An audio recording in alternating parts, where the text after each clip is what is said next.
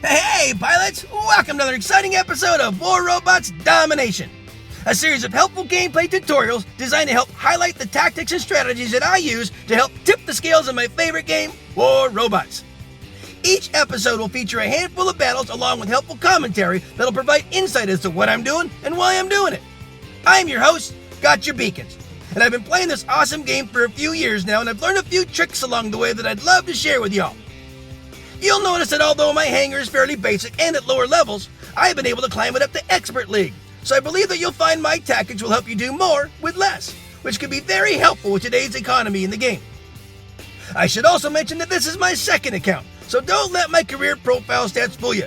This is actually my baby account. But it sends a great message to pilots who feel they need to chase the current meta in order to be competitive in battle. Because you don't. Wise gameplay can usually overcome any fancy gimmick. A death button is a great example. It can still melt just about any build, and its heritage stems all the way back to nearly the beginning of the game. It's all about knowing when to use it and how to use it. So, without further ado, I invite you to sit back, relax, and enjoy today's episodes while I walk you through my gameplay tactics and share with you my mindset in battle. I hope you find it entertaining, helpful, and fun to watch. I think you will.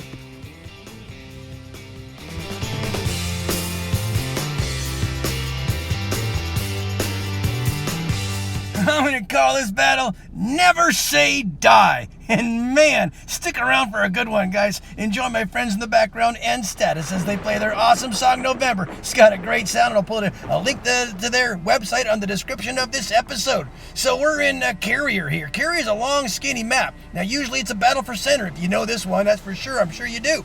Now, I always take out Major Pain. He's my beautiful Zeus Fury. He allows me to go into a Fury sweet spot, which is kind of up at the top of this little catwalk up here, and guard that beacon there, as well as the one behind me. I got off to a slow start here walking to the area here, and right now we're, they're ambushing us. They're rushing us really big time here, and they look pretty formidable. You know, remember, these are level 6 bots and level 9 weapons that I'm in right now. I keep these intentionally low to show you guys my mindset in battle and how I manage to win with underpowered equipment. Now, I'm not the one winning. I'm a part of a team. This is a team effort, guys, but I'm showing you what you can do with underpowered equipment as long as you're mindful about, everything around you, having the proper mindset.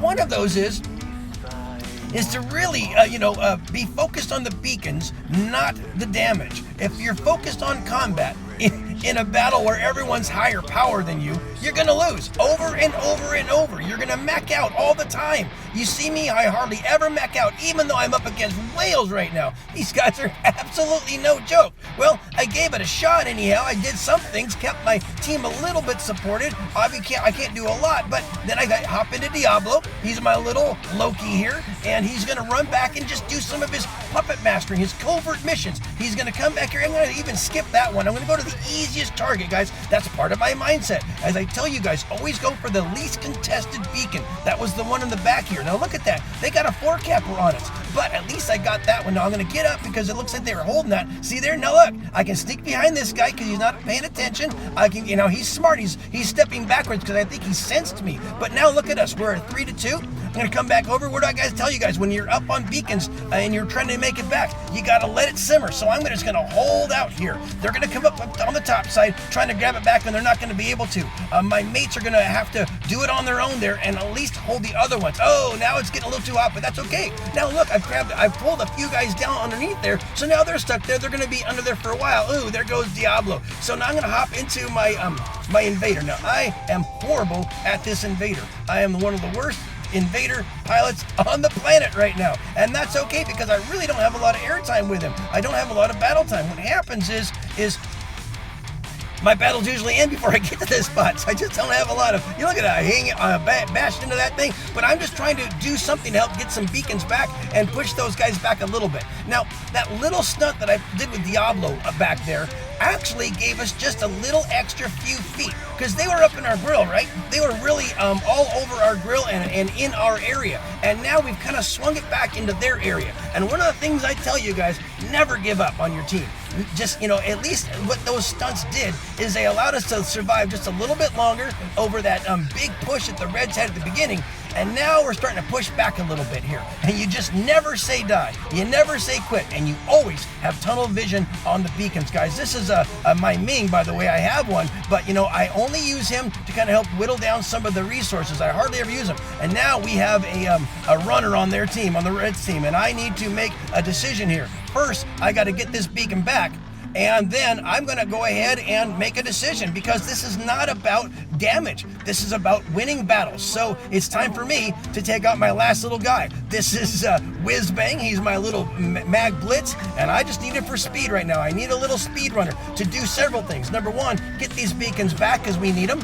We're still at a deficit. Now we got a 4 capper. We're inside the time warp here. I'm going to go ahead and make sure I grab this one. That little runner is still running around here, and what I need to do now is go back and see if I can take him out. Yeah, he's definitely a threat to our victory right now. So this is a great counter to the Loki. I'm going to grab this beacon first. Okay, he's in the center. My buddy's in the center, so I'm going to go ahead and back this and get this guy out of the game. I'm going to go ahead and cap this one back to blue.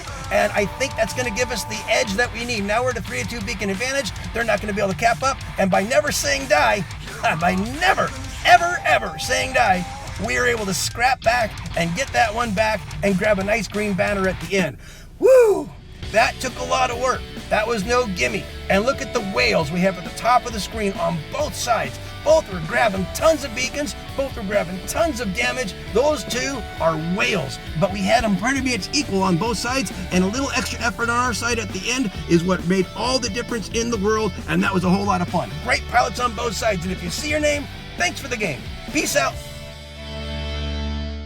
I'm going to call this battle Cap Fiction, and you're definitely going to want to stick around and see something that's almost unbelievable. Enjoy my friends in the background and Status as they play their awesome song Theta. All right, guys, so this is Moon. I take Frick. He's my death button Raven. I do a double jump, and if I do it right, I go right over the top of that little structure and land on the other side, but I muffed the jump. Hit a little phase shift just to kind of weather that little initial peppering, and I'm still going to stick with the program, and that program is, right, this is Domination, so you got to get a 3 and hold situation. Now, once you get a beacon, you do want to try to hold it. Several different ways of doing that. Combat is involved for sure, and this is what you got to do. Now, what I'm doing here is basically I'm staring that guy down. Keeping him from the circle is all I'm trying to do. That is holding the beacon. I don't have to get in front of them. This is not about combat, guys. This is not a game of combat. It's a game of holding the beacons. Combat is involved. It's the ends to the means, though. The means is to hold that beacon. As long as you can do that, you can't cap or kill when you're dead. So stick around as much as you can and just do your best to hold them without putting yourself at danger. Unfortunately, Frick got too hot there and he just had to tap out. So now we're going to go in Diablo here. Diablo's going to go back to the same area and you see if he can get this one back. Now watch what happens here. Look at that Spectre leaving the area. He's not holding, is he? It's cap and hold, guys. You got to stick around. If you see someone coming to threaten your beacon, you got to, stick around and hold it. This guy did it. So now I got to go down here with Diablo. Now I'm going to go down here and grab this one here in their backyard even because they turned their back on it. Oh no, here comes Ravana. I am dead meat. But I've got it blue, so that's important. Oh, and this is the Raven, the Nightmare can get me too, Nightingale, and so does this. You got a Leo. Oh my gosh. There's no way I'm going to make it through this. Look at these guys pelting me. And the Leo has quantum radar. And all these guys can tag me. And I have no idea what is going on with the Diablo here. I mean, this is almost magical. It's almost like it kind of reminds me of this movie I saw once. Yeah, kind of like that. Huh? Well, all good things got to come to an end eventually, and Diablo is just about tapped out. But not until he held that beacon for a good long time, and that obviously gave my men a really nice power play, and allowed us to have a nice, beacon advantage for a healthy amount of time, for a long time. Great pilots on both sides for sure, but that almost looked magical. I have no idea how those shots went through me, but eventually they caught up to me, but that was a whole lot of fun. It reminded me of that movie you probably all have seen. Anyway, hope you enjoyed that one. Great pilots on both sides. Lots of experts and champs and masters on both sides. If you see your name here, thanks for the game and thanks for stopping by, guys. Peace out. I'm gonna call this battle Frantic Rush, and oh my gosh, is it ever, guys? Stick around for a hot one here. Enjoy my friends in the background and Status as they play their awesome song War. Perfect for this battle. Woo-hoo! All right, this is Beacon Rush, guys. It's this episode's Beacon Rush battle. I take Frick over to this neutral beacon over here, cap it, and I want to get to another one here, one on the other side of that thing if I can, but it's going to take a little bit of extra jump, so I'm going to let my jump charge up and a little bit of luck, and unfortunately, I didn't get the luck I wanted. Unfortunately, someone's spawned in right there, and that's what they needed to do. But they hopped out. Maybe luck is with me. Maybe I can grab this one. Woohoo! We got a 4-capper. If I could just get a little support over here, we got this one already. But unfortunately, I wasn't able to get over there before they got back in the circle. Oh my gosh! I went in as fast as I could, but that doesn't change what you need to do, guys. You try to get a 4-capper and develop a containment zone. Unfortunately, I'm getting overwhelmed right here, and I just don't have what it takes, guys. I'm in level 6 bots and level 9 weapons. That does not afford me the ability to get in and go toe-to-toe with these guys, even though I try every once in a while. These are all masters and champions with far higher firepower and much more durability. But the tactics are still sound, and what you got to do is you got to lean into the pain on Beacon Rush. This is not domination. This is not 3 and hold and just kind of wait it out. This is absolutely rush the beacons. It really is telling you what to do in the name of the mode. It is Beacon Rush. You rush the beacons. Always rush the beacons. Always putting pressure on there. Yes, you're going to burn through a whole lot more bots, but all you're trying to do is get this containment zone, this 4-capper, which pretty much puts them in a disadvantage because every time they spawn, they're way at the back of their spawn area, at their home area, and you can spawn raid them because when you spawn in, what did I do? What'd you do there? You can't do that, Diablo. You can't go out of stealth, you crazy kid. All right, so this is a Buzzkill. He buzzes and he kills you. He's my Spark Scourge Mender. Right now, we're just really trying to keep the pressure on, and it's going to be a little tricky, but I'm going to try to do it. Again, I can't let that beacon go. It's important that you hold on to it. This is a frantic rush. We are rushing toward every single thing we can. You can't let him have it back, but if you can develop it, if you can get it, it's great, but unfortunately, there's a lot of high firepower on there, so I'm going to hop into my Titan. This is my Arthur, and you know what? I don't ramp the weapons up any higher than I think 4 or 5 on anything. So no more than 4 or 5 on the weapons and on the little core or bot itself. So he's not OP for sure. And I want to make sure I'm mindful of keeping the levels at a reasonable level. But I'm looking at the panicometer. We're not doing so bad. This is looking more like a game of domination. I'm going to use some structure here like you would on any other map. You still use structure, even though it's an Arthur, and I'm going to go for the beacon, guys. That's what you got to do. And I'm going to chip away at another close-in target here. Run backwards here. That shield on Arthur is pretty darn tough. Obviously, there's no regeneration on here, but I'm just going to keep chipping away at guys. We got the beacon advantage now. Everyone's starting to mech out slowly, so it's just a matter of applying some pressure when you can. I'm trying to decide which beacon to go for. I think the center one is going to be the easiest one for me. They've got a 4-capper. They stopped it right before they died, before the game was over, and they're starting to come back. We're in the time warp here, and that's going to start hurting us if we can't at least get some back. And with us being outnumbered here, it's going to be really tough. It's getting frantic.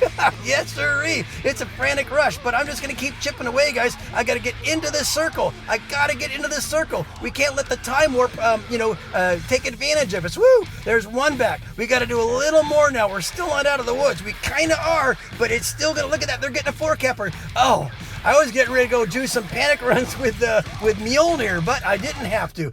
Whew. That was a frantic rush. Without a doubt. A lot of heavy hitters on both sides. I'm still hanging out in champions, even with this lightweight deck.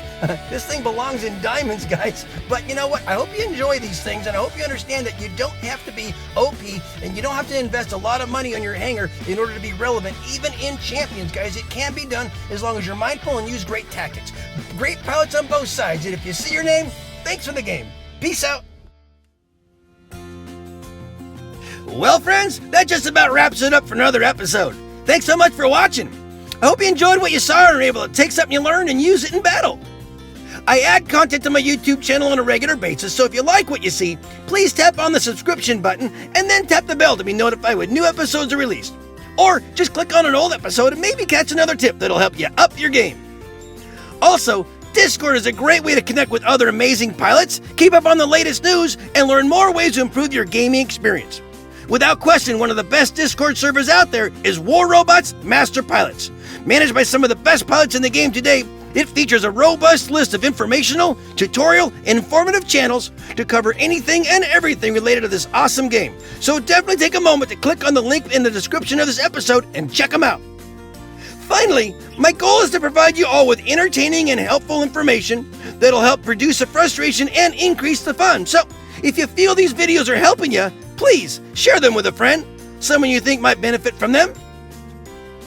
Well, that's about it for today, guys. As always, keep them blue out there, and I hope to see you on the battlefield. Just make sure you're having fun, because if you're not, you're doing it wrong. I love you all for your support. Play well. Peace out.